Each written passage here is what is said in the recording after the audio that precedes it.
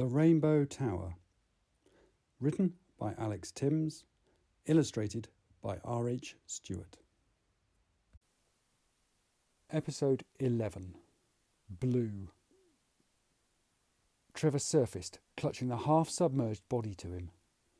Jed stared in horror from his hiding place as, without a sound and with no spoken commands, the workers began to leave their posts and converge on the big man. It's her! I knew it was, Trevor shouted to Jed as he caressed the motionless face. Jed was trying not to be seen, but Trevor didn't seem to care. Don't you get it? If she was here, it couldn't have been her who sent that order. Jed wished Trevor would shut up. I knew she wouldn't have tried to sack me. In horror, Jed realised the body Trevor was holding was his mother. He cursed Trevor under his breath. What was the old fool doing trying to rescue her? She'd ended up in the very place she'd set up, so as far as Jed was concerned, it served her right. Jed glanced across at the advancing workers, while in the tank Trevor spoke his mother's name over and over again, as if trying to wake her up. The nearest worker slammed his pole into the pool just next to Trevor, sending up a splash of liquid. The big man wiped off the still face cradled in his arms, then looked up, fury in his voice. How dare you! He shouted. Haven't you done enough to her already? He grabbed the end of the pole and wrenched it out of the worker's blue-gloved hands, throwing it aside into the liquid. Leave her alone, he snarled, and turned back to the body, ignoring the other workers closing in on him. Jed, it's your mother, he shouted. Help me! Jed couldn't believe him. She was dead for Tower's sake. He looked round wildly. It wouldn't be long until they found him. He hefted the axe in his hand while looking for a way out. Across the other side of the pool was a door, but there was no way he could grab Trevor and fight his way through all these people. Then he saw the pipes. Next to the archway, all the services from the Blue Room came together, then headed off to the rest of the building. One was the biled-coloured one from before. Jed considered hitting that again, but then imagined what that liquid would do if it splashed on him. He'd been lucky before, but there was no guarantee it would miss him again. Instead, he saw a black cable with a lightning sign on it. It was the electricity supply.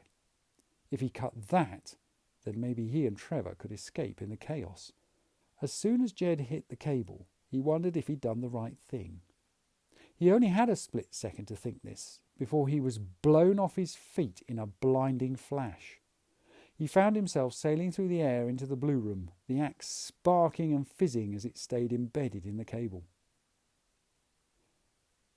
The next thing Jed knew was that every single cut and graze on his body was stinging.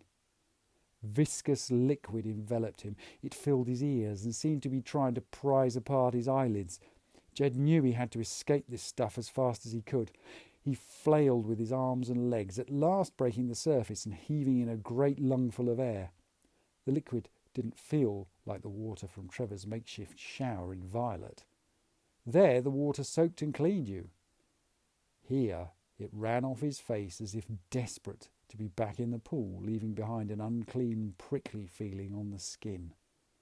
Jed shuddered. The touch of this substance unnerved him. Above his own gasp for air, the only sounds were from Trevor and the macerator grinding away at the far end. Jed wanted to be out of this pool as fast as possible. If the liquid didn't finish him, then flowing down the dark slit to the macerator would. Julia! Julia! The big man called in distress. Jed guessed that in the confusion, Trevor must have let go of the body. The workers maintained their eerie silence, while the sound of the machinery below meant Jed knew he'd only killed the power to this room. Trevor's anguish made him easy to find. Julia! Julia! He kept shouting over and over again. Jed swam over to him, for he couldn't touch the bottom, trying to keep the cloying liquid out of his mouth and eyes. As he reached him, he knew if he could find the big man, then so could the workers. We have to get out of here, Jed hissed. No, Trevor refused, so loudly it made Jed flinch. Now I've found her, I'm not leaving her. Trevor, I won't leave her. But she's dead, Jed said in exasperation. Trevor cried out as a pole hit its mark this time. The big man coughed and spluttered as he went under the surface. In the blackness, Jed groped around as he trod water, trying to find him. At last his hands touched clothing and he pulled on them as another smack from a pole hit the liquid beside him. He hauled on Trevor, fighting to keep his head above the stuff. "Where is she?" Trevor demanded through the splutters. Julia! Julia! Let go of me!" he thrashed at Jed. "Trevor, we must go!" Jed coughed as Trevor forced him under in his desperation to break loose. The liquid stung Jed's eyes as if thousands of tiny hands were scraping at them. Jed surfaced, blinking away the ghastly feeling. He knew if he didn't do something soon, Trevor would be the death of both of them. "No, I'm not leaving, not without—" Jed had never hit Trevor before. There didn't seem to be anything else to do. The punch made his knuckles sting, but he ignored it as he gripped the big man's overalls. Trevor went limp and silent as Jed hauled him towards what he hoped was the correct side of the pool. The noise of the macerator grew louder and louder as he hauled Trevor through the liquid. Jed kicked with his feet, only to bump his head on something. It was a pole. Jed grabbed for it, hoping to pull it out the guard's hands before they had a chance to hit him. As he yanked on it with one hand, clinging to Trevor with the other, Jed found that it wasn't being held by a guard, but was simply floating on the surface. It was the one Trevor had discarded earlier.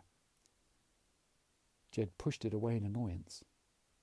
As he did so, he found it was wrenched from his grasp, and one end pulled up out of the tank. Jed readied himself for an attack by a guard somewhere in the blackness, but instead there was the sound of metal grinding on metal. This was followed by a loud bang and a bright flash. Jed had pushed the pole down the slit towards the macerator and blown the machinery. In the flash, he had time to see that he was near the side of the pool with the door just beyond. He also saw, out the corner of his eye, that the workers were almost on him. "She's gone," Trevor wailed as the blackness returned. "She's not here anymore. It's empty." While Jed had been looking for the way out, Trevor had been looking for the body. Jed didn't feel anything at the news. So what if her body had gone? He could have walked past her in the corridor and never known who she was. He had no memory of her, no feelings for her, and he wasn't going to go the same way. Jed heaved himself out the pool. It was all he could do to haul Trevor after him. Pulling Trevor to his feet, Jed felt the liquid run off him as if eager to be back in the cistern. Dragging Trevor behind, Jed fumbled for the handle. He wrenched the door open, and dim blue light flooded in as he propelled the big man through the opening. Jed ran while Trevor stumbled along as if half asleep. They were in another corridor, only this time it had doors off it instead of being a tube through the tanks.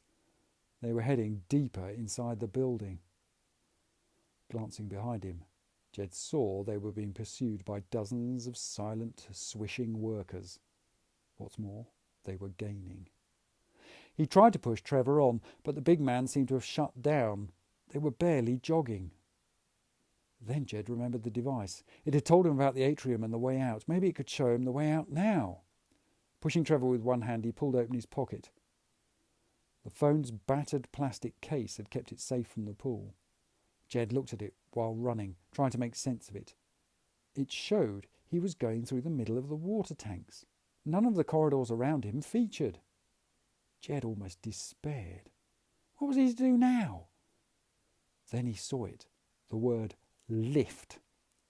According to the device, they were heading towards a lift shaft, even though it couldn't show him the corridors he was walking through. He forced Trevor to speed up. Rounding two corners, Jed tried to keep heading in the same direction. Behind him he was sure the workers had almost caught up with them. Then ahead he saw the lift doors. They were wide open, and Jed felt like shouting for joy. He shoved Trevor into the car and made for the button. But as he looked at the panel, Jed's heart sank with crushing disbelief. There was no up arrow, only one for down. He looked up to see a wall of blue capes running towards him, maintaining their silence apart from the slap of their boots and the swish of their cloaks. Jed had no choice. He pressed the down arrow. Thank you very much for listening to The Rainbow Tower. To see more of R H Stewart's excellent artwork, you'll find him on Instagram at roy.hootson.stewart. For Alex Tymms, why not try the novel OutCaste at ao3.com? Or, for something completely different, check out the Amier series on YouTube or at amier.com, also by Alex Tymms. The Rainbow Tower. Text copyright Alex Tymms. Illustrations copyright R H Stewart. The right of Alex Tymms and R H Stewart to be identified as the author and illustrator of this work has been asserted in accordance with the Copyright Designs and Patents Act 1988.